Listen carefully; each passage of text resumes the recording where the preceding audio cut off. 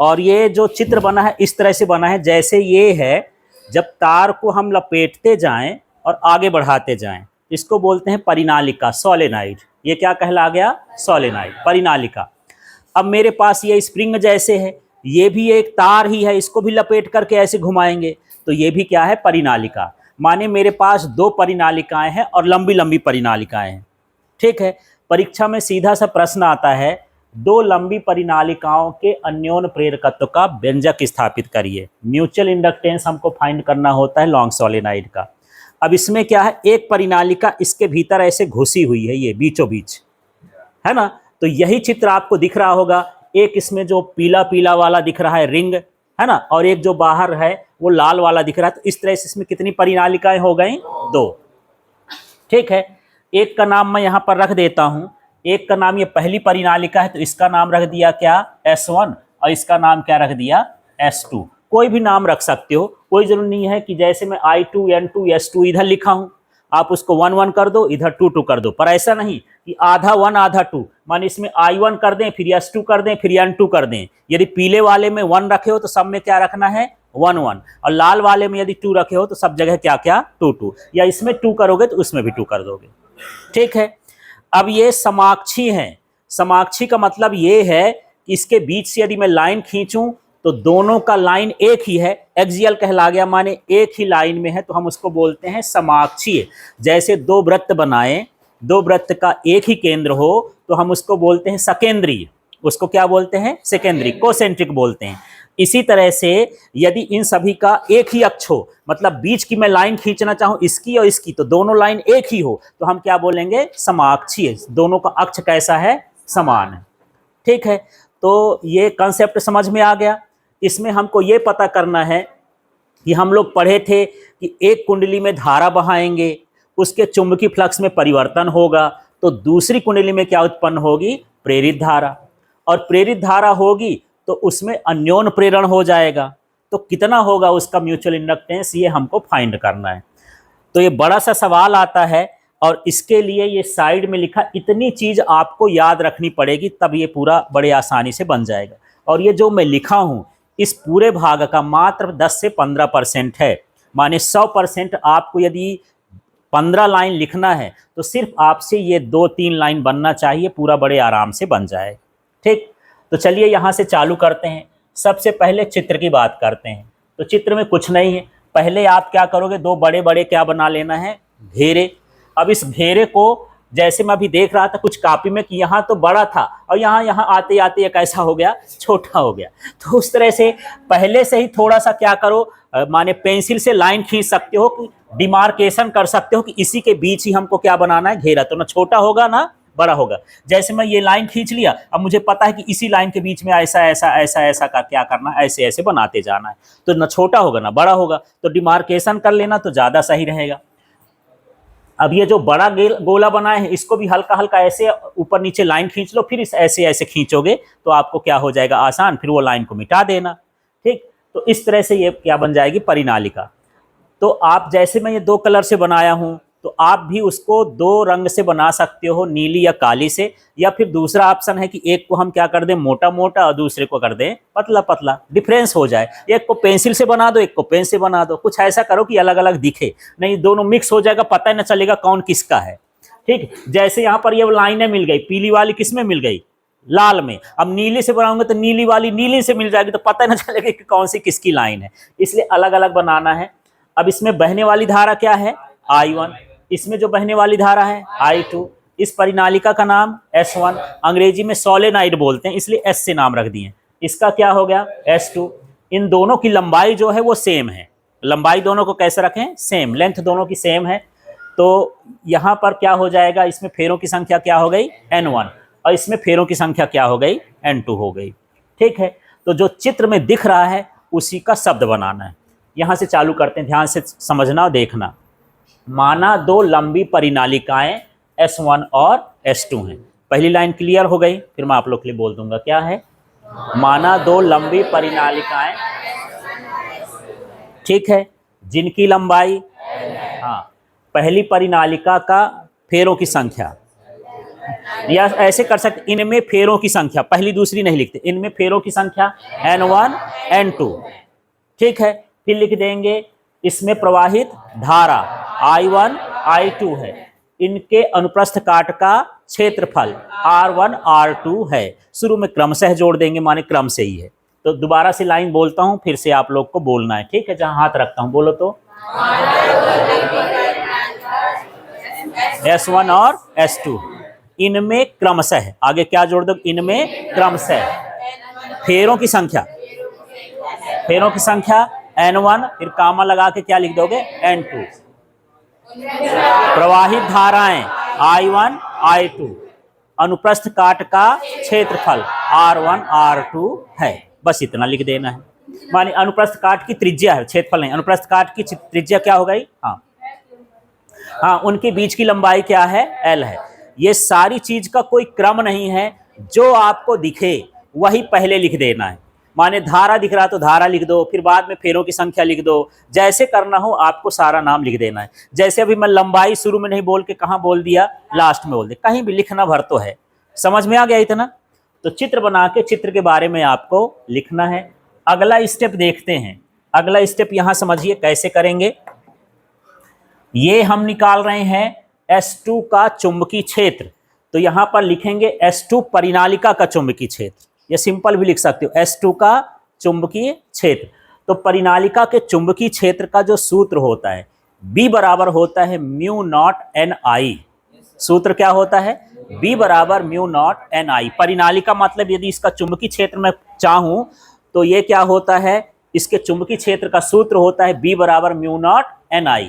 लेकिन मैं किसके लिए निकाल रहा हूं, S2 के लिए। इसमें 2 लगा दिया, भाई दो परिनालिका है तो पता तो होना चाहिए कि किसका चुंबकीय क्षेत्र, मैं बोल दिया चुंबकीय क्षेत्र।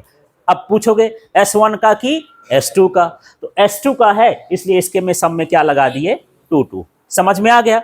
तो इसी को मैं हिंदी नहीं लिख रहा हूं, आप यहां लिखेंगे क्या, S2 परिनालिका का चुंबकीय क्षेत्र। और फार्मूला देखो क्या लिखा है, उसी को मैं लिख देता हूं। ये क्या है बताओ तो, B2 बराबर क्या है, म्यू नॉट N2, और क्या हो गया, I2। ये लाइन समझ में आ गई? वो हिंदी से आप लिखोगे, इसके बाद ये लिखना है, इसका काम खत्म हो गया, इतना ही लिखना है। दूसरा वाला देखते हैं, S1 का चुंबकीय फ्लक्स, माने ये वाला चुंबकीय क्षेत्र दे रहा है तो फ्लक्स किस में उत्पन्न हो रहा है, दूसरे में, है ना? जैसे मैं बोल रहा हूं पर प्रभाव आपके कान के पर्दे में जाता, मेरी तरंगे आपके कान के पर्दे में टकरा रहे, तो वो उसका क्या कहलाया, फ्लक्स कहला गया। पंखा चल रहा है पर हवा हमको दे रहा है, बस यही चीज है कि चुंबकीय क्षेत्र किस में हो रहा है, S2 में, तो चुंबकीय फ्लक्स किस में होगा, S1 में। बस ऐसा है, उसका प्रभाव कहां होता है ये देखना है। तो यहां पर क्या लिखेंगे, S1 का चुंबकीय फ्लक्स। तो चुंबकीय फ्लक्स का सूत्र पढ़े थे, φ = BA cos थीटा पढ़े थे। क्या पढ़े थे, BA cos थीटा। पर इसमें N भी लगा है, cos थीटा भी गायब है, तो जो अक्ष में होता है वहां पर जो कोण बनेगा ना, दोनों का अक्ष समान है ना, तो दोनों का अक्ष समान है तो कोण कितना बनेगा, 0। और cos 0 का मान कितना होता है, 1, इसलिए नहीं लिखा। N जबरदस्ती इसलिए घुसा है, इसमें फेरों की संख्या भी है ना, इसलिए उसमें क्या हो जाएगा, N भी जुड़ गया। तो देखो φ = फार्मूला, नॉर्मल फार्मूला देखते हैं, φ = होता है BA cos थीटा, है ना। तो φ तो मैं लिखा हूं, पर S1 का निकाल रहा तो उसके नीचे क्या लगा दिया, 1। फिर यहां पर फेरों की संख्या पहले वाले की, तो ये N1 हो गया, और ये B2 हो गया, और ये A1 हो जाएगा। माने चुंबकीय क्षेत्र दे रहा है दूसरा वाला, इसलिए इसमें 2 लगाना है, और इस तरह से हमको लिखना है इसका। ठीक, अब इस सूत्र को यहां पर लिख देंगे। क्या है सूत्र देख लो, उसमें क्या लिखा है, φ1 बराबर N1, और क्या हो जाएगा, B2, है ना, और क्या हो जाएगा, A1। ये लाइन समझ में आ गई? ठीक है। इसके बाद आपको लगता होगा कि इस ऊपर तो B2 का मान है, यहां पर हम मान रख देते हैं। वैसे जो N1 का मान है यहां पर भी लिख देता हूं, N1 बराबर होता है N1L। इस N1 में और इस N1 में क्या फर्क है, कैपिटल लिखा है, स्मॉल लिखा है। ये N1 है एकांक लंबाई में फेरों की संख्या, माने 1 सेंटीमीटर ले लिए, 1 सेंटीमीटर में कितने फेरे आ गए तो वो कहलाता N1। और पूरा मान लो 10 सेंटीमीटर की है, तो पूरी लंबाई का जब फेरों की संख्या होती है तो उसको हम किससे दर्शाते हैं, कैपिटल N से। ठीक है, क्लियर हो गया। तो चलो मैं मान रखना चालू करता हूं, यहां से एक स्टेप बढ़ा देते हैं, उसमें लिखा नहीं है पर इसमें देखो क्या क्या लिखूं बताओ।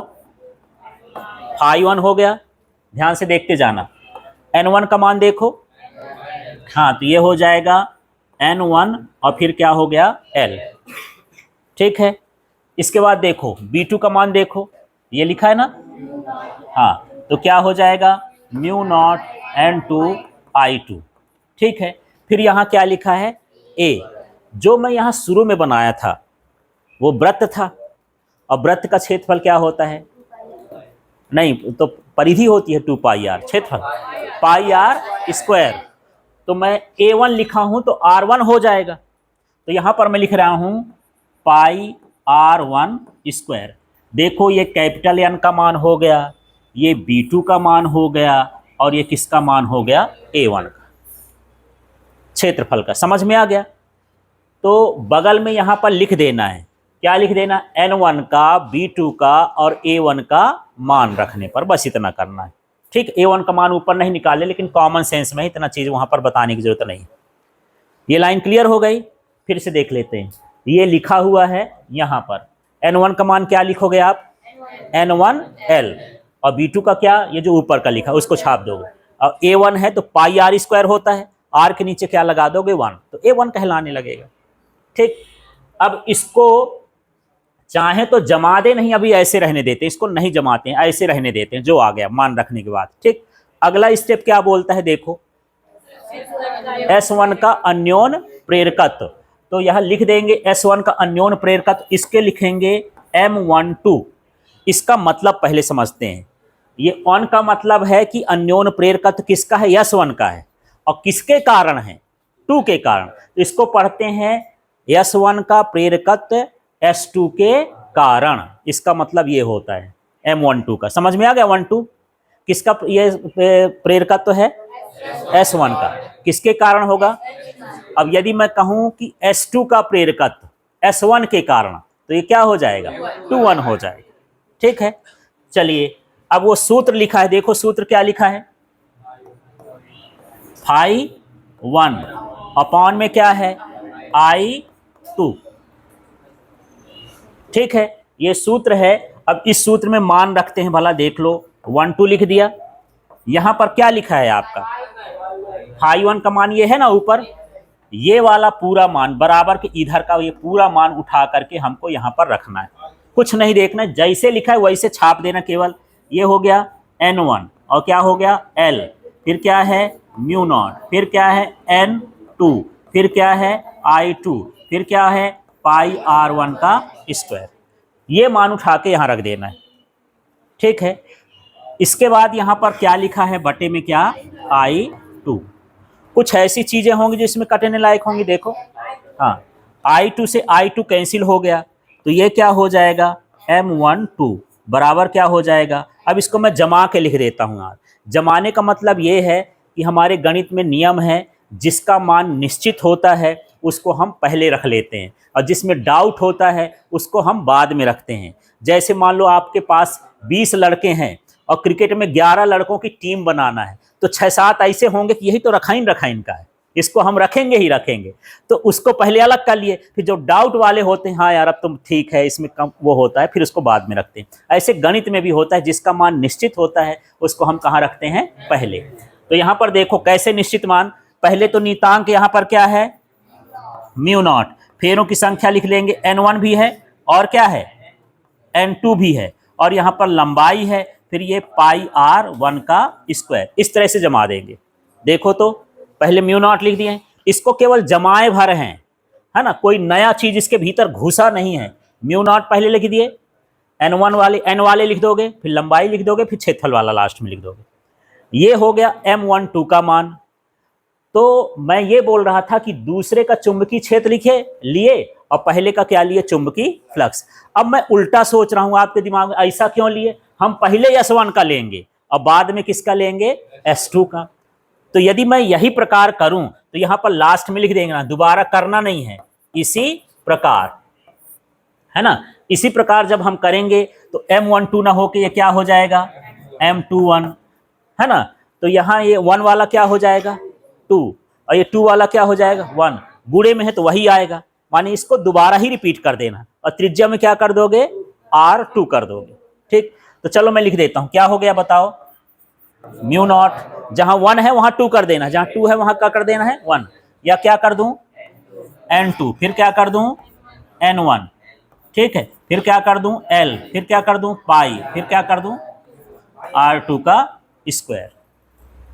ठीक है, इस तरह से ये किसका व्यंजक हो गया, अन्योन प्रेरकत्व का व्यंजक हो गया। तो लगभग दोनों का अन्योन प्रेरकत्व बराबर होता है। जैसे न्यूटन के नियम में ऐसा होता है कि प्रत्येक क्रिया की बराबर और विपरीत प्रतिक्रिया होती है। यदि 10 न्यूटन का बल इस धरती पर हम लगा रहे हैं तो वो धरती भी हमारे पर कितने बल लगाती है, 10 न्यूटन का। तो यही चीज है, यदि ये जो है 20 हेनरी का अन्योन प्रेरकत्व तो पैदा कर रहा है तो वो भी कितना करेगा, 20 हेनरी का। मतलब यहां पर M12 बराबर क्या हो जाएगा, M21। तो हम क्यों अलग अलग माने, जब बराबर है तो एक ही मान लेते, उसको क्या मान लिए M। तो यहां पर फाइनली M बराबर हो जाएगा mu naught N2 N1 L पाई R स्क्वायर, उसमें 1 2 न लगा देंगे, ऐसा कर देंगे। इस तरह से ये कॉमन सूत्र हो गया। ठीक है, इस तरह से ये कॉमन सूत्र हो गया कि अलग अलग हमको ये सारा कुछ नहीं करना है।